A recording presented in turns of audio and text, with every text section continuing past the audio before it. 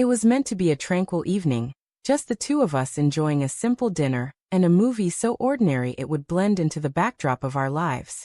This was the kind of night that wraps you in comfort when love settles into a steady, predictable beat. Or so I thought. A soft laugh broke from her as she glanced at her phone, its faint glow casting light across her face in the shadowy room. For a fleeting second, I caught sight of an unfamiliar name on the screen, and a sharp sting gripped my heart. She noticed my stare, quickly flipped the phone face down, and laughed again, her voice airy. "It's nothing," she said casually, "just a friend." But when someone dismisses your curiosity with nothing, and guards their phone like it holds a forbidden truth, you don't need proof to sense the reality. I tried to brush it aside, to slip back into the ease of the night, to pretend I hadn't just seen the first crack in the foundation of our shared life. But my mind raced, spiraling beyond control. Her smile felt forced, almost artificial. Her touch lacked the warmth it once held. And her eyes, they wandered, never fully meeting mine, always fixed on some distant point. I didn't challenge her that night. No shouting, no pointed questions. Instead, I watched, stayed quiet, and began to notice. The signs multiplied quickly. She started staying awake late into the night, her phone now secured with a passcode, her face brightening at messages she clearly didn't want me to glimpse. I felt like a ghost in my own home, while she transformed into someone I no longer recognized, wearing the familiar face of the woman I thought I understood. Then one night I couldn't hold back anymore. She was in the shower, the bathroom thick with swirling steam. Her phone buzzed on the nightstand. I didn't intend to look, I swear I didn't, but my hand moved toward it, as if it knew what my heart wasn't ready to face. I unlocked the device and there it was, his name again. This time, it wasn't a single stray text. There were endless messages, photos, shared moments, and plans that didn't include me. Secrets, dreams, laughter, inside jokes, the kind we used to share. This wasn't a momentary slip. This was deliberate.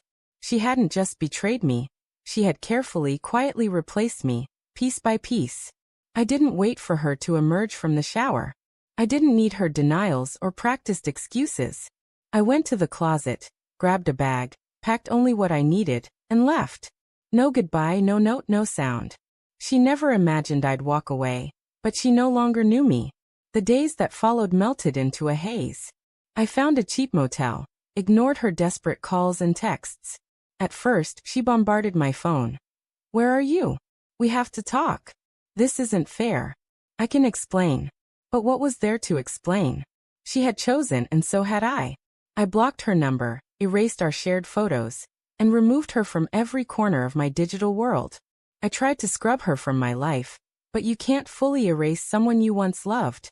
You can only quiet their echo in your mind. 2 weeks later, I moved into a small apartment, began piecing my life back together, and started to breathe again. Some nights, my hands still reached out in the darkness, a stubborn habit I couldn't shake, a cruel reminder of heartbreak, a trick of muscle memory. But slowly, the silence became comforting. The pain stopped screaming. 6 months later, she found me. I was walking home from work, a bag of groceries in one hand, earbuds in the other, when I turned a corner and saw her standing outside my building. She looked smaller, not in stature, but in presence, as if her guilt had carved her out from within. "Hey," she said quietly, as if no time had passed at all. I didn't answer, just met her eyes. "Can we talk?" she asked. I should have kept walking, left her there, but I didn't. Maybe a part of me wanted answers. Maybe I needed to hear her admit it.